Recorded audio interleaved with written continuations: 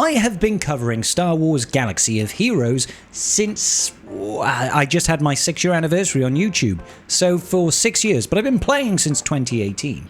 And more recently, I have started playing Raid Shadow Legends. I only have a couple of weeks into that game, but it was enough time for Arnold and I to win a tournament on it. So I'm kind of proud of that. Now, part of my community has obviously transitioned over and started playing a bit of Raid. They're still playing Galaxy of Heroes, they're still playing Raid, they're finding out what works between the both of them. And they've been asking me, how do I do this? How do I do that? What are the differences? What are the similarities? Can you give me a little bit of advice? And I was like, no, I can't. I need to learn just as much as you guys. So I've spent a couple of weeks playing Raid now, and I just wanted to point out, Galaxy of Heroes does things one way, Raid does it another way.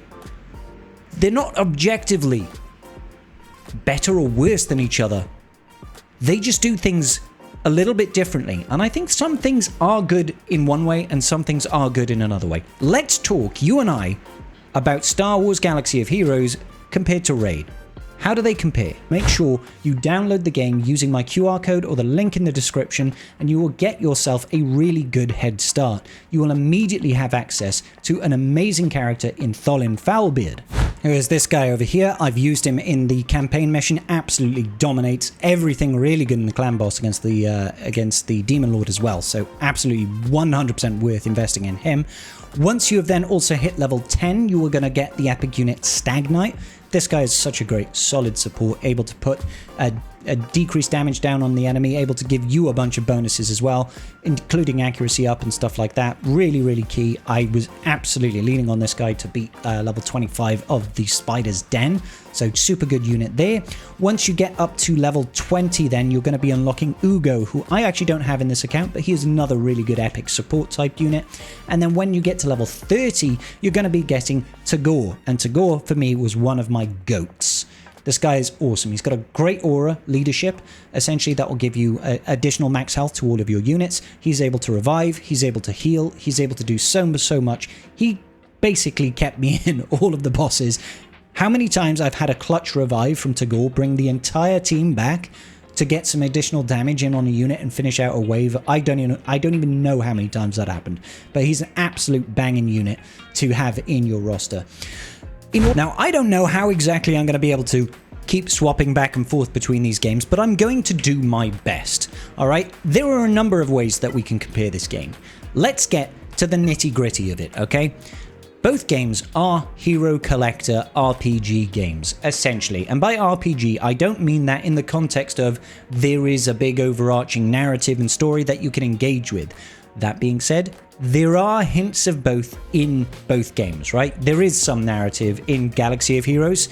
Not a lot of it. You'll see it mixed in part of the intro. You'll see it mixed in part of the journey guide events that try to replicate some of the scenes that we see within the movies. In Raid, there is a story tied to the campaign that actually has sort of animated stills, a sort of comic book-esque style of going through things. But at their heart, these games are RPGs in the sense of old school Japanese RPG turn-based mechanics. Both games operate from that perspective, alright? They are also both hero collector games, and that's where the meat and bones of it is. In Star Wars Galaxy of Heroes, you've got 7 stars, you've got 12 gear levels, and then you have relic progression. You also have abilities, you also have mods and stuff like that.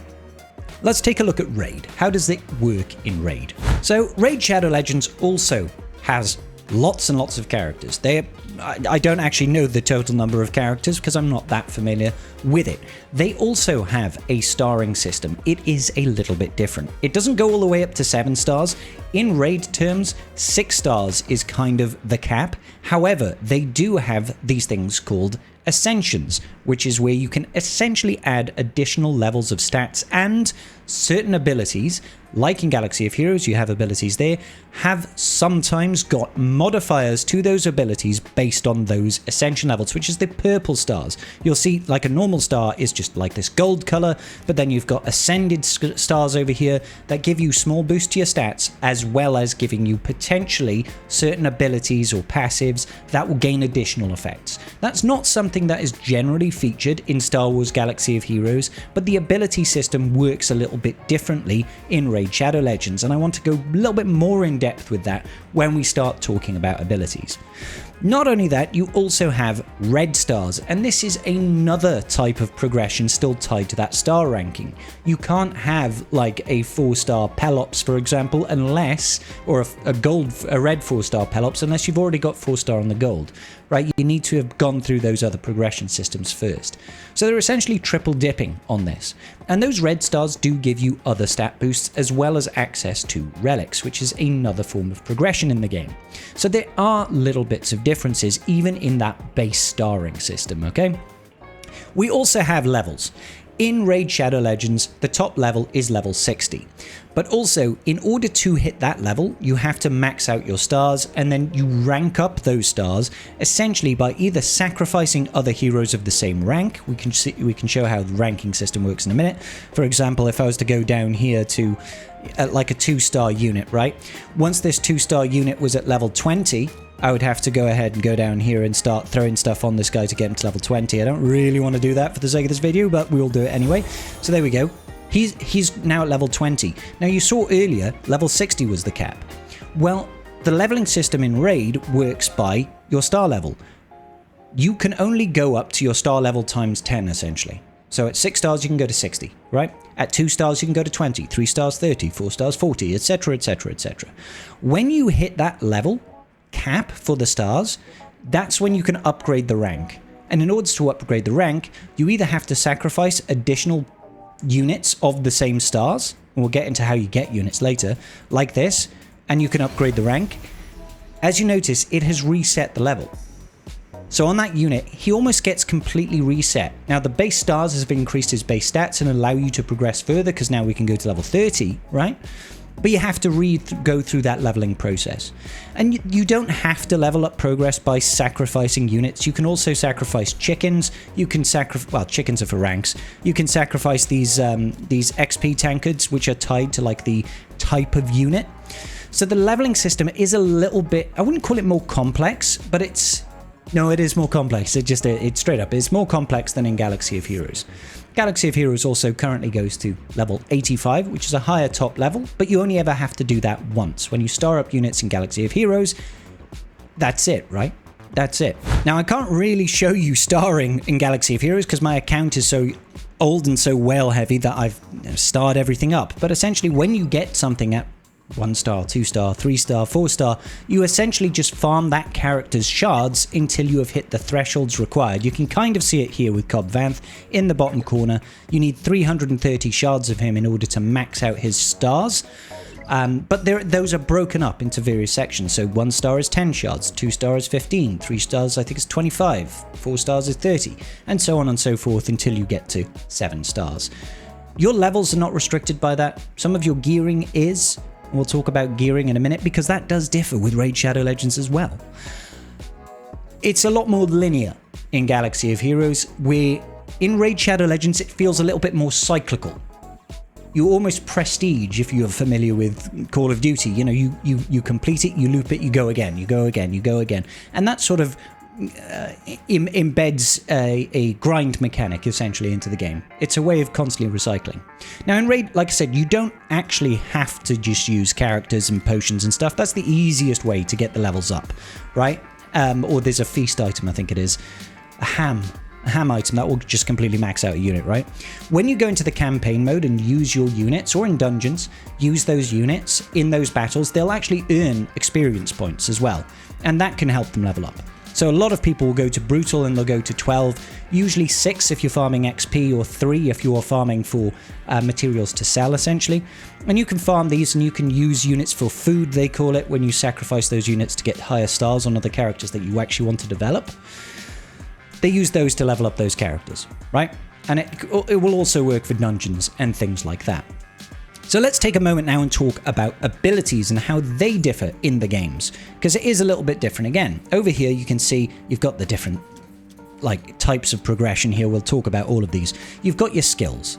Now, characters will have different amounts of skills and different levels of progression. You can see over here the basic, or the A1, has got level 4 out of 5.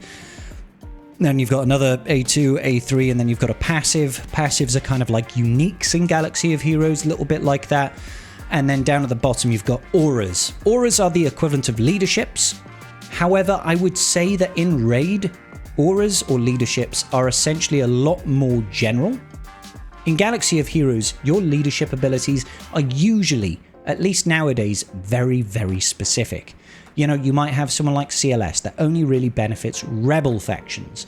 And I think there are probably synergies in this game that have, maybe not auras per se, but passives and abilities that benefit other certain types of characters or certain factions of characters, right?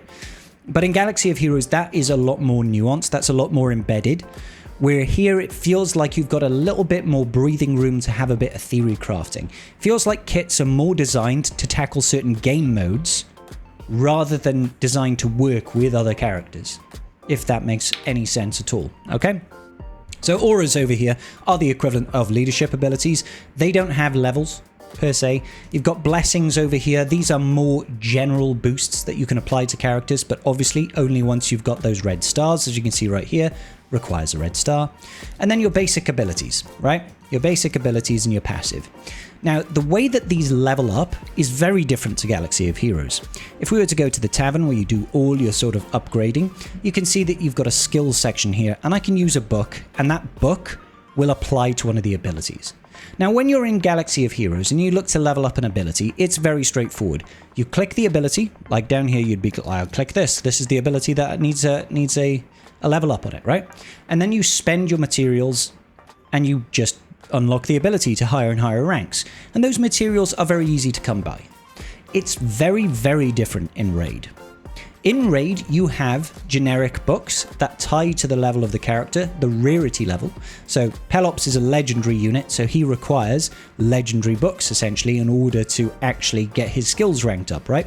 Legendary skill terms in order to rank them up. You can see all my skill terms up here. I've got rare skill terms, epic skill terms, legendary ones, and then mythical. Mythical being the highest level of rarity in the game.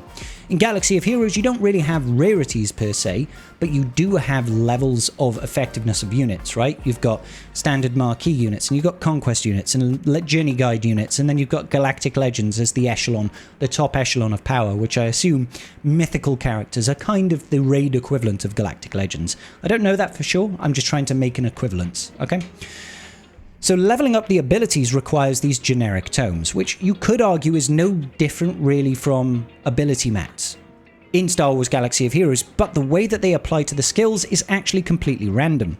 So if all of this was like 0 out of 4 or 1 out of 4, realistically speaking, when I apply a book, it could randomly be allocated to any skill that needs a level up. This adds a level of RNG to your character development, but also in Galaxy of Heroes, getting ability materials is relatively easy. You know, we can talk about the fact that Zeta mats are quite hard to get and Omicrons can be quite hard to get, but by the end of the game, by the time you're end game, you're not fussed. You've got loads of them, hundreds of them, and you'll always be able to max out every new ability in the end game, right? In Raid, books are a lot harder to come by, and it becomes even harder again if you want to try and max out the abilities of your legendaries or your mythicals, because these books become so difficult to come by. Really, really hard. So that's one element where there is a big diversion, a big diversion in how power gets allocated to units. Because you really need, a lot of characters are very dependent on having their abilities maxed out, or booked as they call them.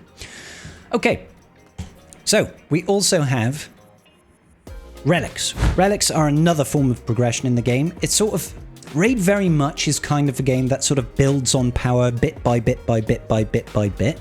It's like you've got the base unit, then you get to 6 stars, then you get to level 60, and then you get to, you know, ascended 6 stars, then you get to red 6 stars, then you get your abilities maxed out, and then you apply relics, and then you apply you book your characters, and then you apply masteries, and then you apply all of your artifacts and stuff like that. It's just kind of every little bit adds a layer to the character.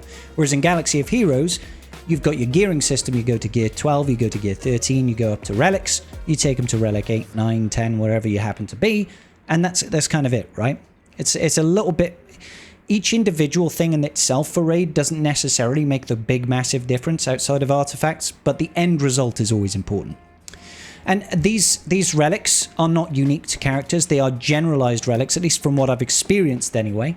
And they've got a number of different effects, and you can get duplicates of them. So it's kind of more about building a character to fulfill a purpose, rather than, oh, this is the next stage of progression for this particular unit, right? Next up, you've got this thing called Masteries in Raid, and Masteries is another form of skill progression, right? You've got 3 different tiers or types of mastery that you can have: offense, defense, and support, and each of these nodes on this skill tree will give you a different bonus. Like down here, you've got the War Master one. This is very popular for a lot of damaging characters. 60% chance to inflict bonus damage when attacking. Bonus damage is equal to 10% of the champion's max health or 4% of the target's max health when attacking bosses. Bonus damage can only occur once per skill and does not count as an extra hit. So you've got loads of different abilities here that you can select from that do different things that allow you to tailor build that unit towards doing a certain thing or being effective in a certain way, right? So maybe you want a unit that's got lots in defense, lots in support, or lots in offense, right?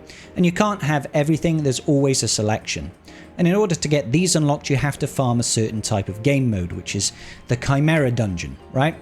Not the Chimera Dungeon, the Minotaur's Labyrinth. Chimera is the clan boss. We'll get to clan bosses in a second. So one of the things that's very pivotal about the way that Raid operates is you need to use your characters in a variety of different game modes just to max out the different areas of their abilities. Like, oh, you need some gear. Maybe early game you're focusing on Dragon's Raid. You're focusing on Spider Den to get the artifacts going properly. You're focusing on Minotaur's Labyrinth in order to get yourself the masteries done. And then you're going through the various, you know, arcane, spirit, void, magic, force keeps because you need to ascend your character, right? And then you have to use them in all these different game modes, which all require different approaches, team comps, and abilities in order to max out that unit to get to the next form of progression. That's very different from Galaxy of Heroes, which is, generally speaking, it's just, oh, you will just effectively get all these gear pieces from standard gameplay, and it'll just take you time to progress through the gear levels and farm out the relic mats and stuff like that, right? This requires you to actively play in multiple different game modes all of the time, just to focus on one unit. Now, the most nuanced thing I'd say about Raid, and this is probably one of the biggest divergence from Star Wars Galaxy of Heroes, is the gearing system. In Star Wars Galaxy of Heroes, we do have a gearing system, but it's not the same. In Star Wars Galaxy of Heroes, when you gear a unit, it gives you standard stats, flat stats, sometimes percentile stats, per gear level. These are the same for every single unit. You put them on, and once, you know, a gear 12 unit with no mods is a gear 12 unit for everybody. If you've got the same gear pieces, it's exactly the same as everybody else, right? In Raid, gearing is almost like a combination of that gearing that we see in Galaxy of Heroes, as well as modding. This is probably the most important aspect of developing a character, because you could have a level 60 6-star red starred unit with max books, but if you had no gear on it, it's pretty bad. It's pretty bad. This is the big game changer when it comes to how do you develop a character, right? Because it combines stat boosts with your ability to apply mod sets and stuff like that, like you see in Galaxy of Heroes. I know Galaxy of Heroes has stat boosts on their mods as well, and in that respect, it is no different. But the sets and stuff like that, and the amount of stats that you get from your equipment, your gearing, is so important as an overall sort of representation of how that character is. It feels more important than modding in Galaxy of Heroes, and in Galaxy of Heroes, modding is very, very important, right? But if you try to go in with level 1 equipment or level 4 or level 8 equipment, it's really bad. It's basically like not having any mods at all. It makes night and day difference. I will also say that their sets are far broader than what we see in Galaxy of Heroes. Obviously, in Galaxy of Heroes, you have stuff like speed sets and health sets and protection sets, offense sets, defense set, crit damage, crit chance, tenacity, potency, all that sort of thing, right? Raid has basically those sets as well. They might be called different things, like life is health, offense is offense, speed is speed, crit damage, crit damage. Accuracy is not accuracy in the same way as in Galaxy of Heroes. It's not your ability to land a hit. Accuracy is essentially potency, okay? So your ability to land debuffs. Lifesteal, this is something that we don't have in Galaxy of Heroes. Units have lifesteal in Galaxy of Heroes, but we don't have mod sets that amplify lifesteal, okay? And Fury, that's like, you know, this damage increases as your HP decreases. This is a nuanced mod set. So the lower your health, the more damage you do. It's interesting stuff like that, right? Daze, a chance to apply certain debuffs with this set. Frost, this can potentially freeze a unit. Frenzy, turn meter whenever you receive a debuff. So there are a lot broader sets, as you can see. It goes on and on and on, and they're probably going to introduce additional artifact sets as the game progresses. So there's more ways to effectively apply nuance to your characters based on the artifacts that you choose to equip, right? You also have your rings, your amulets, and your banners, and these are slightly different again, because these top two rows up here, these can be applied to any character no matter what. The bottom three over here, the ring, the amulet, and the banner, these are actually faction locked. So, you know, your Argonauts can only equip Argonaut faction equipment down here. That's not really a thing in Galaxy of Heroes. There's a little bit more restriction, a little bit more nuance to how it works in Raid, I guess. Right, let's talk about clan bosses, or raids as they're known in Galaxy of Heroes. Galaxy of Heroes used to have a system where we had 3 active raids at any given time. You would have the Rancor, you'd have the Hat, and you'd have the HSTR, right? The Heroic Sith raid. This has that sort of system, kind of, and it's got a little bit more nuance to it again, right? So this system here is more like our old school version of raiding, where you'd go in, you'd do your battles against the raid boss, and everybody else in your clan would try to contribute to dealing damage to that raid boss, and overall you'd get rewards based on how much damage you deal. Okay? That's kind of like the old school version of raiding in Galaxy of Heroes, and Raid Shadow Legends does that rather well. The only nuance I would say is that certain raids are only available at certain times, and oftentimes Raid will apply events to their raids, which will then pitch you up against all of the other clans, or effectively what would be all of the other guilds in Galaxy of Heroes, to see how much damage can your guild do to this raid boss, and there will be global rewards based on that, okay? You also have keys instead of attempts, essentially. They're the same thing, more or less. I know in the current world of Galaxy of Heroes, we've got 1 raid, you've got 5 attempts that you have to lock in, and that's it. You've got 1 use per character. In this, you can repeat your team, you can reuse your team to score high as possible, but there's no such thing as backing out. Your run is your run, no matter what, and you'll use your key no matter what, right? So you will go ahead and use that key, and you'll have to go back in again, unless you back out. You know, once you lock in that score is locked in.